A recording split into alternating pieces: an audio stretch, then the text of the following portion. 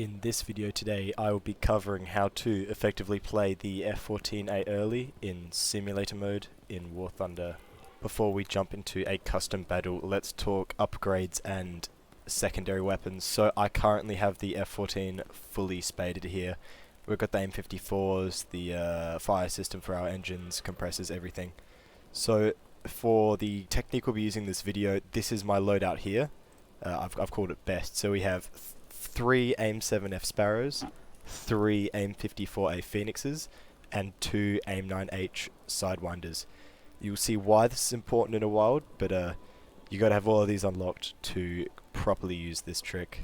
If you don't already know, custom battles is a great way of practicing and test flying your aircraft that you've unlocked and bought without having to go into test flight. Those as fun as that map is, it gets a little boring sometimes. So you just go battles, custom battles, then you can just create your own session. I'm gonna drop into Vietnam today. We'll go sim, and I'll see you in the air. Before we jump fully into the game, let's quickly talk about what I got going on here. So, for starters, air targets. There's not really you can go stealth. Personally, my gun work's not that good, so I'm gonna have to go air targets. Flare priority. With those hot engines, you're really going to need 2 flares to every 1 chaff. Secondary weapons, already talked about that. We'll go the best loadout there.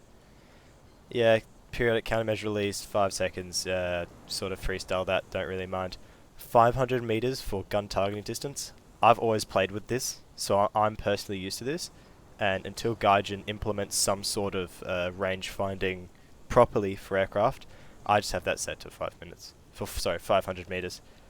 Fuel amount, we'll go 18 minutes. Because it's a custom battle, I've set it to so the plane doesn't consume any fuel, acrobatic spoke, whatever, up to you.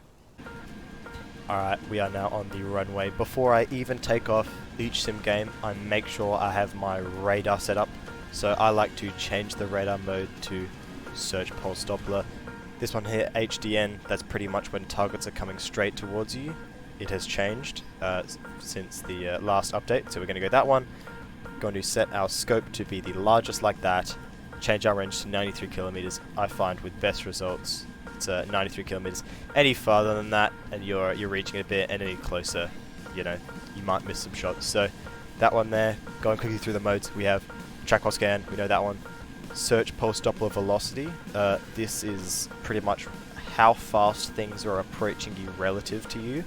So the further it is up the scope, the faster it is approaching to you. So if you have lots of enemies coming towards you, you can use this scope here to find which is coming fastest towards you. And obviously normal search radar, this can be chaffed, but it can't be notched. So if something's above you, moving away from you, you can use this one. But we're going to just keep a normal search pulse Doppler to find our targets at the moment. Alright, so I am up in the air. I am pulling up to gain lots of altitude because that's what the F-14 loves. It loves its altitude because of its Phoenixes that I have attached underneath my wings. They work best at high altitude because of the thin air. They can fly super far, super fast. So I'm going to try to gain some altitude. And as you can see over here, I'm using my search pulse Doppler radar to find targets. And then when I found one I like, I'll then switch over to my track while scan. So I then know visually where they are, and I can actually see them there on my HUD.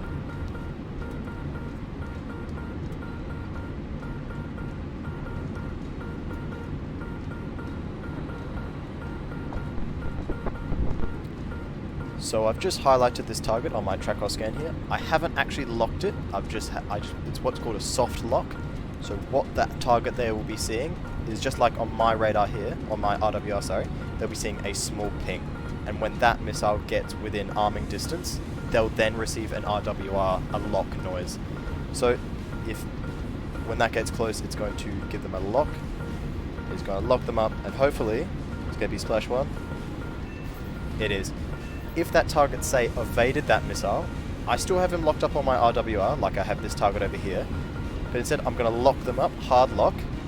I'm going to use my AIM-7F to follow up on that kill. So shoot your AIM-54 first, and if it looks like that's going to miss, that's fine, just follow up with an AIM-7F. They got plenty of speed, plenty of distance, and they can still pull. So if you're new to Simulator Battle, you'll find the tab over here by events and tournaments. You can either go take part, that will automatically join you into any existing game, or you can go room list, and you can see the rooms available. So the ones I would recommend for flying the F-14 are the large maps. So something like Tunisia, despite the fact that it goes up to 10 and it goes down to J, when you spawn in, you'll see the airfields are quite visually large on the map. That means that it's a small map. Large maps, however, are things like Denmark, Vietnam, some more are Spain is large, Dover Strait is a large one. We want to be using these large maps because of how long range the BVR capability is on the F-14. You really want to use that, and these small tight maps are going to be dominated by things like F-16s and MiG-29s. My personal favourite map is Denmark. I love Denmark because we got lots of water here. It's very flat, very open. That's going to make it harder for people to hide from your all-seeing radar. Alright, I've jumped into a live battle here with real players. So the best spot to be spawning in is down here at the bottom. You can see we got the carrier, we got two here. Lots of people like to spawn here. Lots of people from our team spawn in here and attack the targets that will spawn around this sort of peninsula here.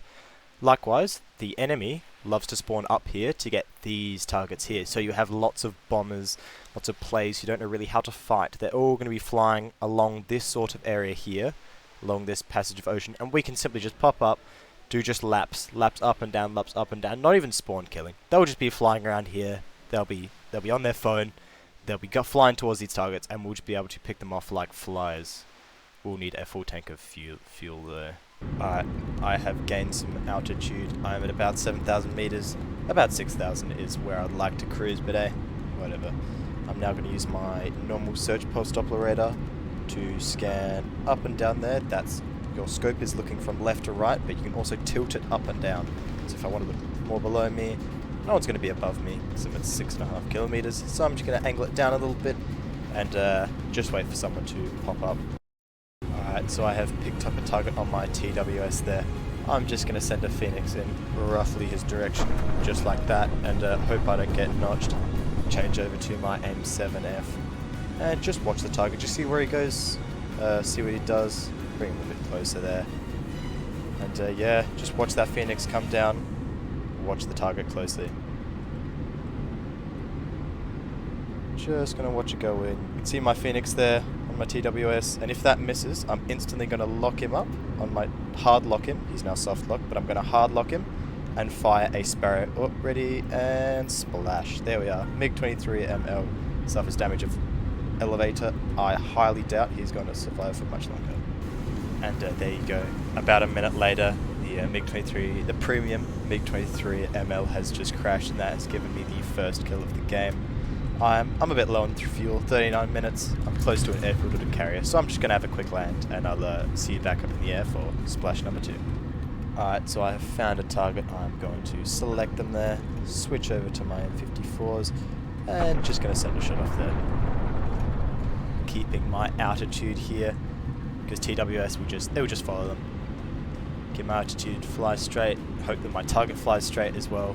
Reading my RWR, thankfully no pings, thankfully they're not locking me back up. Just going to tilt my nose down a bit just so I can watch the diamond there.